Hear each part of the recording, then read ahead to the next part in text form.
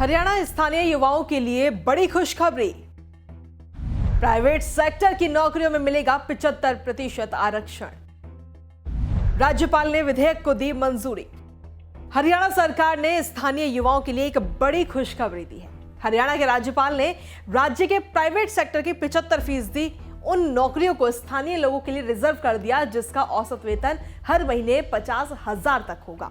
राज्य के उप मुख्यमंत्री दुष्यंत चौटाला ने मंगलवार को इस बात की जानकारी दी। आपको बता दें कि पिछले साल राज्य विधानसभा की तरफ से इस कानून को पास कराया गया था, जिसे अब मंजूरी दे दी गई है। दुष्यंत चौटाला ने ट्वीट कर कहा कि बहुत खुशी के साथ आप सबसे साझा कर रहा हूं कि महामहिम राज्यपाल की अनुमति के बाद the Haryana state employment of local candidates act 2020 आज से पूरे हरियाणा में लागू हो गया, जिससे प्राइवेट सेक्टर में 75% नौकरियां हरियाणा के युवाओं के लिए आरक्षित हो गई। हरियाणा प्रदेश को बधाई। मुख्य चुनावी वादा था आरक्षण। स्थानीय लोगों के लिए निजी क्षेत्र में आरक्षण चौटाला की जन नायक जनता पार्टी का मुख्य चुनावी वादा था, जिसने 90 सीटों में से 10 सीटें जीतने के बाद बीजेपी के साथ गठबंधन में राज्य में सरकार बनाई थी। दुष्यंत चौटाला द्वारा पिछले साल पेश किया गया यह बिल निजी क्षेत्र की कंपनियों के लिए हरियाणा के मूल निवासियों के लिए 50,000 प्रति महीने तक के वेतन के साथ 75% नौकरियों को आरक्षित करना अनिवार्य बताता है। चलिए आपको बताते हैं निजी सेक्टर में आरक्षण संबंधित कुछ महत्वपूर्ण बिंदु। राज्य में चल रही उन कंपनियों, सोसाइटियों, ट्रस्ट फर्म पर लागू होगा जिनमें 10 से ज्यादा कर्मचारी हैं। हरियाणा के डोमिसाइल धारक लोगों को इसका फायदा मिलेगा। 50,000 रुपए मासिक सैलरी तक की नौकरियों पर ही ये कानून लागू होगा। सभी कंपनियों को 3 महीने में सरकार के पोर्टल पर रजिस्टर कर बताना होगा कि उनके यहाँ 50,000 तक की तनख्वाह वाले कितने पद हैं और इन पर हरियाणा से कितने लोग काम कर रहे हैं। ये डाटा अपलोड करने तक कंपनियां नए लोगों को नौकरी पर नहीं रख सकती। कंपनी मालिक चाहे तो एक जिले से 10% से ज्यादा कर्मचारी रखने पर रोक लगा सकते हैं। किसी पद के लिए स्किल्ड कर्मचारी न मिलने पर आरक्षण कानून में छूट दी जा सकती है। इस बारे में निर्णय जिला उपायुक्त या उससे उच्च स्तर के अधिकारी लेंगे। हर कंपनी को हर 3 महीने में इस कानून को लागू करने की स्टेटस रिपोर्ट सरकार को देनी होगी। एसडीएम या इससे उच्च स्तर के अधिकारी कानून लागू किए जाने की जांच के लिए डाटा ले सकेंगे और कंपनी परिसर में भी जा सकेंगे। कानून का पालन न करने वाली कंपनियों पर इस बिल के प्रावधानों के तहत कार्रवाई होगी। ये कानून अगले 10 साल तक लागू रहेगा।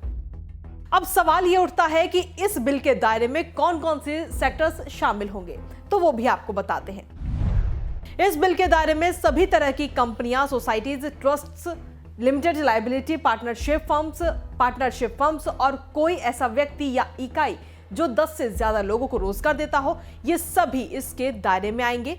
राज्य सरकार की ओर से समय समय पर नोटिफिकेशन भी जारी होता रहेगा। इंडस्ट्रीज को इस नए नियम से क्या चिंता? हरियाणा के कई टॉप इंडस्ट्रियों ने प्राधिकरणों और सरकारी अधिकारियों के सामने इस कदम को लेकर चिंता जताई है। उनका कहना है कि यह इंडस्ट्री के हित में नहीं होगा। जेजेपी एमएलए रामकुमार गौतम ने विधानसभा में इस बिल का विरोध भी किया था। उन्होंने तो इसे बिल्कुल हास्यास्पद विधान तक करार दिया था। उन्होंने कहा था कि ये 100% गलत है। अगर हरियाणा में इस तरह का रिजर्वेशन होता है तो दूसरे राज्यों में भी ऐसे कदम उठाए जा सकते हैं। इससे पूरी तरह से अव्यवस्था का माहौल बन सकता है।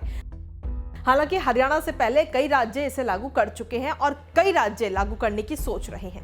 पर क्या आप जानते हैं कि इस नियम से कहीं ना कहीं भारतीय संविधान के आर्टिकल 16 का उल्लंघन होगा?